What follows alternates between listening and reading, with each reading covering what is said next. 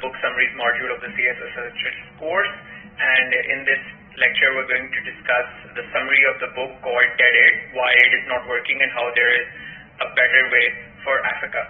This book is written by Dambisa Moyo, who have been an international development consultant to Harvard Grad, and this book, even though pertains to principally about aid and its negative effects in Africa, but the arguments that she uses with regards to Africa also are applicable on the rest of the developing countries, and similar arguments could be made about, in some instances, cases of Pakistan as well. So it's a very concise, very to the point and easy to understand book, which is why there are lots of essays अक्सर आते हैं exam के अंदर add के ऊपर, foreign add के फायदे नुकसानात के ऊपर, करंट अफेयर्स के अंदर भी इसके ऊपर सवाल आ सकते हैं, इंटरनेशनल रिलेशंस के अंदर इसके ऊपर डिस्कशन होती है. It's a very important topic. So she presents some very simple logical arguments which even though pertain to Africa in this case, but are generally applicable as well, and then African case studies can be used as an example wherever you deem fit. So this is the quick outline of the book. We're going to discuss its summary, then followed by we're going to look into a little in detail जो 5 criticism किए हैं aid के ऊपर Dambisa Moyo ने, that how aid does not bring about economic growth, how aid encourages corruption which retards economic growth, then how aid corrupts the civil society, how it undermines social capital, and how it exacerbates civil war. Then we're going to discuss what she has termed as the economic limitations of aid, और कैसे countries जो aid dependency में फंस जाती हैं, and what should be the aid strategy of the aid recipient countries, and then we're going to look at some of the criticism that this book received. Super quick summary. Dambisa Moyo states that the problem with aid as a development strategy, when she talks about official development aid, she makes a distinction between the two kinds of aid. एक वो aid है जो कि emergency basis पर या charity donations की basis पर दी जाती है, कि किसी मुल्क के अंदर बहुत ज्यादा कोई इमरजेंसी, कोई हालात खराब हो गए, कोई बहुत ज्यादा मामला जो है वहां पर बिगड़ गए, तो that is a separate issue. She does not have a problem with that. कहीं पर कोई फ्लडिंग हो गई, अर्थक्वेक हो गया, things which are outside the regular course of business, और वो क्योंकि डेवलपिंग कंट्रीज की बिल्कुल कैपेसिटी नहीं होती उनको हैंडल करने की, तो उनके मामलों में जो एड या चैरिटी या डोनेशंस दी जाती हैं, इमरजेंसी रिलीफ फंड्स अगर इंटरनेशनल कम्युनिटी देती है, तो Moyo is fine with that. The author does not have a problem with that. She distinguishes this with the other kind of aid, जैसे जो कंटिन्यूअस एड डेवलपिंग कंट्रीज लेती हैं तरक्की याफ्ता ममालिक से एज अ डेवलपमेंट स्ट्रैटेजी, के industry लगाने के लिए, एग्रीकल्चर के अंदर, हेल्थ सेक्टर के अंदर, एजुकेशन सेक्टर के अंदर जो कंटिन्यूअस एड फ्लो है एज ए डेवलपमेंट स्ट्रैटेजी, उसकी तनकीद कर रही है डम्बिसा मोयो.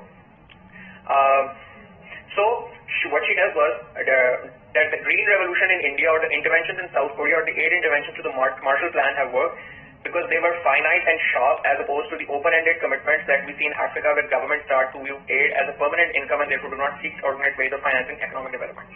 इसके साथ साथ डेवलपमेंट एड के अंदर भी she makes a distinction between जो एड ग्रीन रेवोल्यूशन के लिए इंडिया ने ली अपनी एग्रीकल्चर रिफॉर्म्स के लिए, या साउथ कोरिया में दी गई, या जो मार्शल प्लान जो कि यूएस ने यूरोप को पोस्ट वर्ल्ड वॉर 2 रीबिल्डिंग के लिए जो एड दी थी, उसको भी वो क्रिटिक नहीं कर रही. शी सेइंग कि वो एड भी डिफरेंट थी बिकॉज इट वाज फाइनाइट, कि आपको एक लिमिटेड नंबर ऑफ एड बताए गए थे कि आपको सिर्फ इतने पैसे दिए जाएंगे और इस स्पेसिफिक मकसद के लिए दिए जाएंगे, एंड दैट इज एड. वो उसको डिस्टिंग्विश करती है from the kind of aid that Africa and other developing countries receive today, which are open ended aid. एक रेगुलर एड फ्लो आ रहा है, तरक्की याफ्ता ममालिक रेगुलर जो है वो एड जो है with no end in sight वो दे रही हैं डेवलपिंग कंट्रीज को. That is what Moyo critiques. She says that the problems which are associated with aid are these 5 that I've quickly gone over during the outline. She says that aid की बहुत significant economic limitations होती हैं, और ये it leads to aid dependency, and alternatively she says Africa should adopt a free market system, it should encourage foreign direct investment, it should bond etc. rather than aid driven solutions to underdevelopment. Now let's just quickly look at what critique she has on aid one by one. First उसका जो तनकीद है foreign aid के ऊपर, वो है कि aid does not bring about economic growth. She argues that over $1 trillion have been pumped into Africa over the past 60 years, and there is little to show for it. पिछले 60 सालों में $1 trillion US dollars से ज्यादा जो है वो aid inflow हुई है in the African continent. As aid has increased over time, Africa's growth has decreased with an accompanying higher incidences of poverty. कि जैसे जैसे aid हम ज्यादा देते जा रहे हैं अफ्रीका को, developed countries, वैसे वैसे अफ्रीका की पॉवर्टी में इजाफा होता जा रहा है कमी होने की बजाय, और उसकी इकोनॉमिक ग्रोथ में कमी होती जा रही है उसमें इजाफा होने की बजाय. Over the past 30 years, the most aid-dependent countries have exhibited growth rates averaging minus 0.2% per year. So this is a very startling revelation. When aid flows were at the peak between 1970 and 1998, poverty in Africa rose to a staggering 66%. तो इसके लिए एक वो hypothetical example देती है कि किस तरीके से एड जो है वो इकोनॉमिक ग्रोथ को स्पर नहीं करती बल्कि रिटार्ड करती है। वो इसके लिए आपको एक एग्जांपल हाइपोथेटिकल देती है कि let's suppose that there is a mosquito net maker in Africa. He manufactures around 500 nets per week. ये 500 मच्छर के जो नेट्स बनाने के लिए he employs around 10 people each have to support upwards of 15 relatives। ये 10 लोगों ने हर एक ने आगे से 15 अपने रिश्तेदारों को सपोर्ट करना होता है financially. However hard they work, they cannot make enough nets to combat the malaria-carrying mosquito. Obviously, they can't make as many nets that will solve the problem of malaria. What happens then? You enter vociferous Hollywood movie star. कोई बड़ा Hollywood movie star Africa में shooting के लिए गया और उसने realise किया कि यहाँ पे मलेरिया का बहुत ज्यादा प्रॉब्लम है and people don't have enough mosquito nets to protect them from mosquitoes.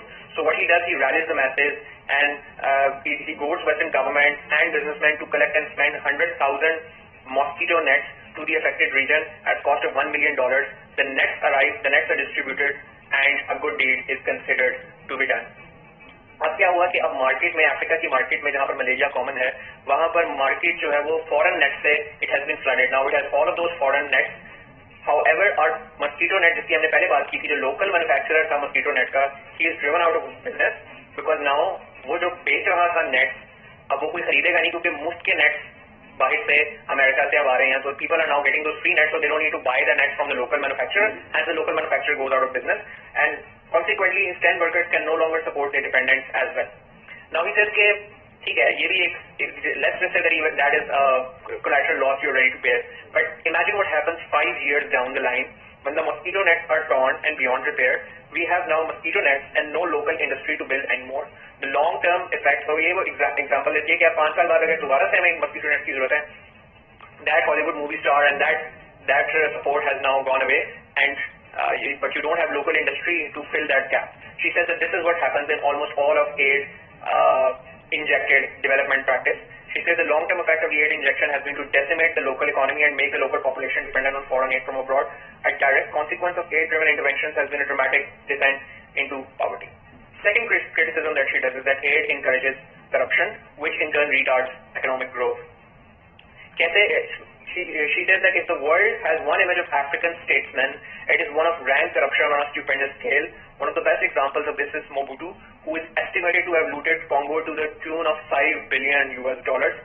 British envoy to Kenya, Sir Edward Kane, in 2004, complained about rampant corruption in the country, commenting that Kenya's corrupt ministers were eating like gluttons and vomiting on the shoes of foreign donors.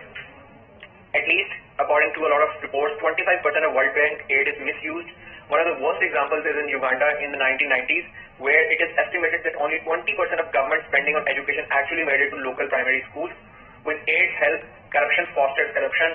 Nations quickly descend into vicious cycles of aid. Growth cannot occur in an environment where corruption is rife. Corruption से होता क्या है कि corruption leads to worse development outcomes, development projects. Corrupt government officials award contracts to those who collude in corruption rather than the best people for the job. तो government contracts corrupt societies के अंदर उनको मिलते हैं कि जो government की corruption में help करें rather than उन लोगों को दिए जाएं जो कि who are best at doing their jobs. This results in lower quality infrastructure projects. Foreign companies will not invest in countries where corrupt officials might siphon off investments money for themselves rather than actually investing that money in the country's future.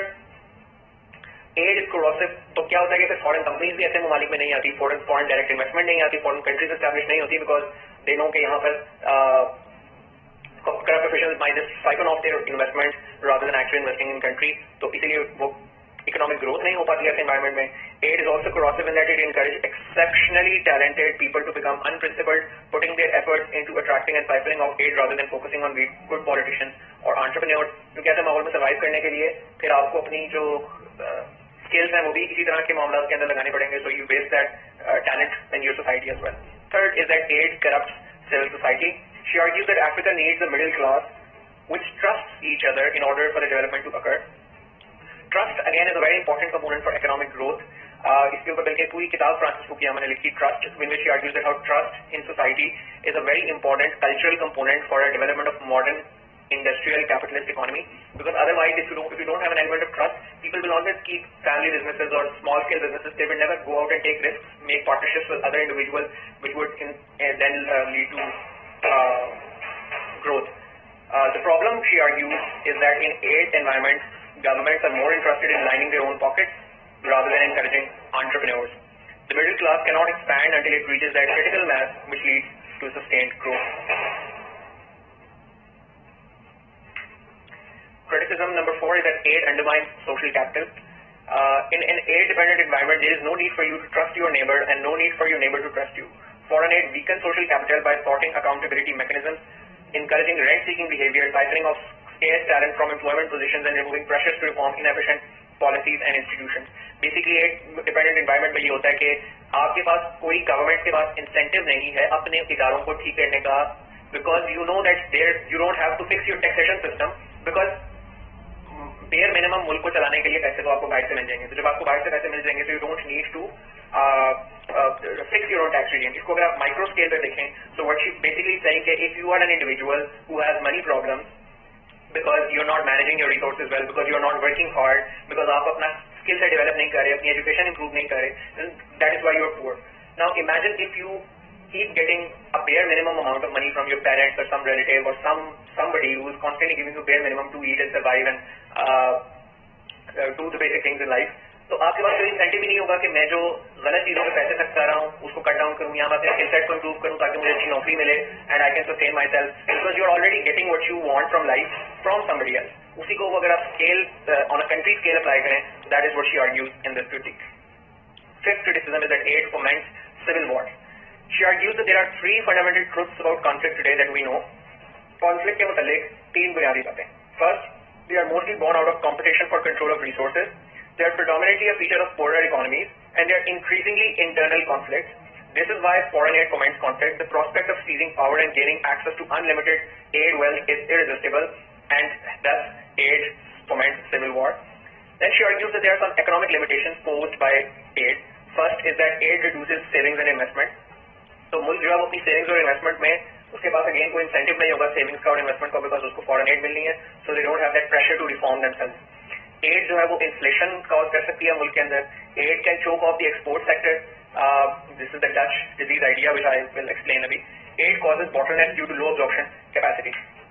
Dutch disease is basically a causal relationship है between the increase in the economic development of a specific sector, for example natural resources, and a decline in other sectors like manufacturing sector or agriculture. इसका mechanism ये होता है, presumed mechanism is that as revenues increase in the growing sector or inflows of foreign aid, the given nation's currency becomes stronger. उसकी currency जो है वो strong हो जाती है जब एक particular sector जिसमें aid inflow कर रहा है वहाँ पर currency appreciate करती है compared to the currencies of other nations manifest in the exchange rate. This results in the nation's other exports becoming more expensive for other countries to buy and imports becoming cheaper, making those sectors less competitive. तो होता क्या है कि add से अक्सर आपका किसी कोई एक पर्टिकुलर सेक्टर, अफ्रीका में इन पर्टिकुलर ये एड के फ्लो की वजह से नेचुरल रिसोर्सेज की एक्सप्लॉयटेशन ज्यादा करती है countries, because that is quick money. तो नेचुरल आपके रिसोर्सेज का सेक्टर है वो एकदम बूम करता है. जब वो सेक्टर बूम करता है तो उससे होता है कि आपकी करेंसी स्ट्रांग होती है, आपकी करेंसी अप्रिशिएट करती है कंपेयर टू बाकी आपकी जो नेबरिंग कंट्रीज है. उससे होता ही है कि आपकी एक्सपोर्ट्स जो है दैट बिकम मोर एक्सपेंसिव और आपकी जो इम्पोर्ट्स हैं दे बिकम चीपर. तो उसकी वजह से मुल्क में बाकी सेक्टर्स में इम्पोर्ट ज्यादा होना शुरू हो जाती है और ओवरऑल होता ही है कि आपने इवन तो एक अपना सेक्टर स्ट्रॉन्ग किया मगर उसका कॉन्सिक्वेंस ये हुआ कि आपकी बाकी सेक्टर्स में ओवरऑल इम्पोर्ट ज्यादा हो गई because imports have become cheaper. तो ये जो है ओवरऑल इकोनॉमी को उससे नुकसान होता है. While it is most often referred to natural resource discovery, it can also refer to any development that results in a large inflow of foreign currency, including a sharp surge in natural resources prices, foreign assistance, and foreign direct investment. So aid जो है इस तरीके से नुकसानदेह. Seventh idea in this book is the idea of aid dependency. She argues that the end result of all the above is that aid leads to aid dependency, to the extent that it makes up to 13% of the average African country's GDP. Aid जो है वो 13% of their whole GDP African countries की constitute करती है. This throws up the following problems. It makes Africans less productive. It leads to low tax revenues because you need not tax the citizenry if money is flowing from the outside. It leads to bloated inefficiencies in public sector. Finally, it leads to Western donors being able to call the shots. तो वो कहती है कि इस सारे context के अंदर add strategy क्या होनी चाहिए डेवलप्ड कंट्रीज की. एड देनी तो चाहिए, इमरजेंसी रिलीफ, चैरिटी डोनेशन और जो नेचुरल कुछ डिजास्टर या इनसे रिलेटेड एड है उसको तो उसने कहा कि कोई इशू नहीं है. एज ए डेवलपमेंट स्ट्रैटेजी भी अगर एड देनी है तो उसकी क्या स्ट्रैटेजी होनी चाहिए. She argues the same kind of development aid strategy that was for Marshall Plan on Green Revolution India और for South Korea. In her own version of shock therapy she asked, what if one by one African countries each received a phone call telling them that in exactly 5 years the aid taps would be shut off permanently. This shock would force them to create a new economic plan that phases in alternative financial mechanisms as aid is phased out, she argues. These new financing mechanisms should include increased trade, particularly among African nations, and with emerging markets like China, India, and Brazil, foreign direct investment, entrance into international capital markets, and increased domestic savings through remittances and microfinance. These are the policies that local African countries should adopt.